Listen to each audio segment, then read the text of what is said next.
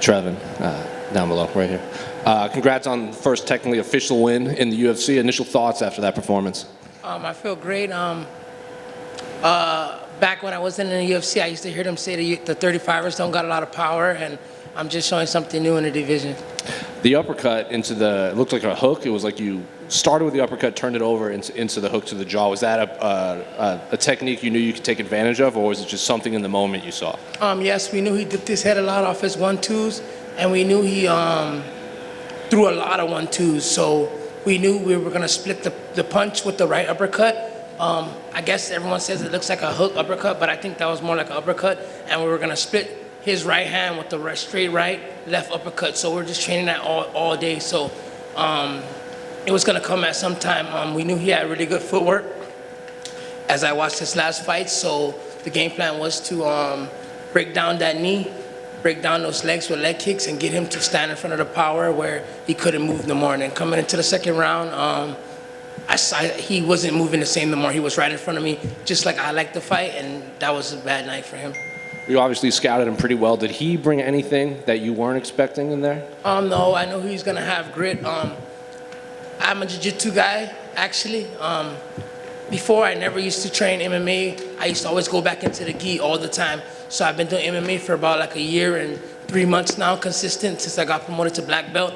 But I've been a black belt for 3 years, but I was still training jiu-jitsu. I finally got to put the gi down and focus on pure MMA, and one thing I took from the jiu-jitsu is your first match is always hard. You're so strong. So I transferred that to the first round. The first round, everyone's great. You have to watch out for everyone in the first round. They're all great. And the second round, you have to sit down, you have to reset, you have to think and analyze how that guy feels across, how I feel across, and some people get stronger and some people go down. And I noticed a lot of people are not the same fighter they are the first round, and I look to capitalize on those moments. Then moving forward, what do you want the rest of your 2021 to look like? More wins, man, more wins.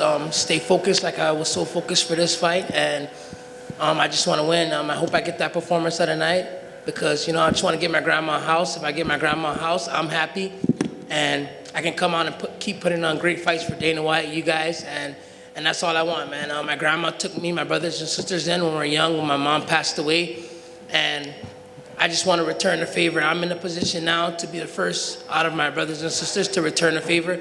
If I get her out of the little apartment, get her a house, my happiness goes through the roof, and I can come out here and fight unlimited for you guys. Did she watch the fight? I'm pretty sure they all watched the fight. I have family that flew in. I'm from Guam, but all my family, I'm born in New Orleans, so all my family stateside, and they never got to go to any of my fights. But they were asking, is the UFC allowing fans? Is the UFC allowing fans? And unfortunately, they're not, but I still got like 3 to 4 family members that flew in, and they're waiting for me on a strip right now, so that's gonna be nice to actually talk to my real family, and But Guam, I have a lot of family, man. I built a lot of friendship. I started my MMA career in Guam, and I love my family over there too.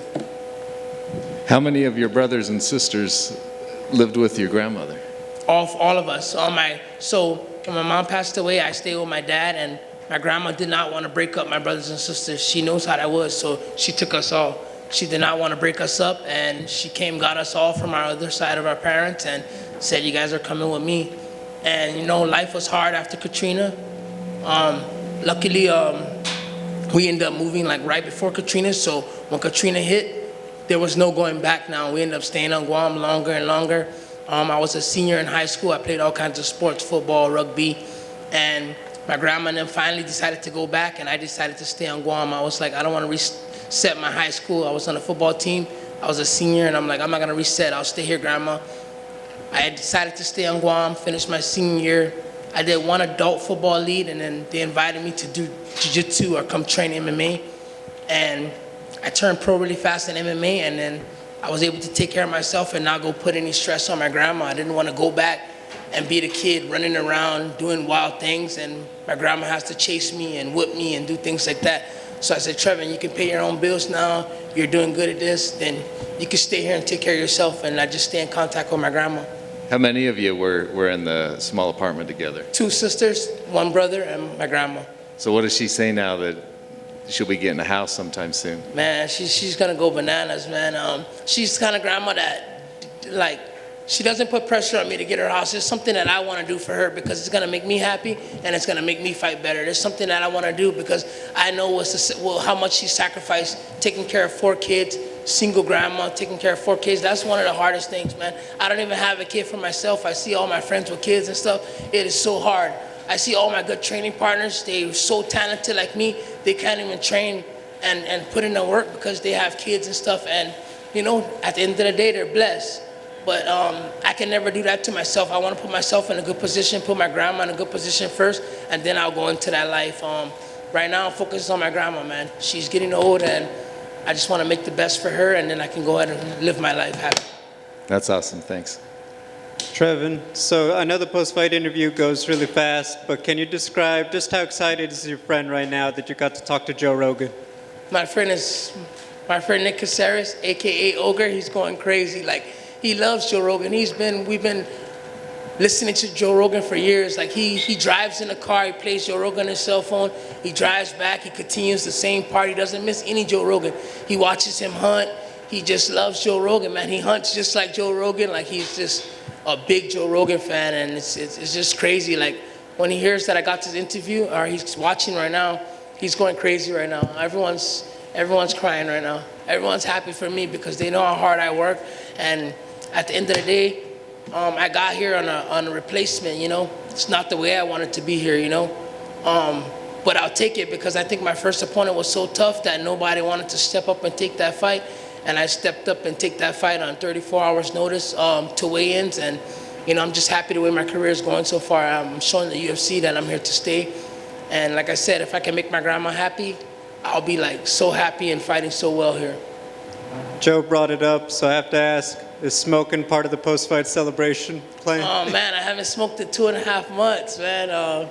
My cardio feels so great, though. I ain't gonna lie, my cardio is great. So, you know, we'll probably smoke a little, but, you know, I'm looking to stay focused. I like the way my body feel. I like the way training camp was going. I like my energy.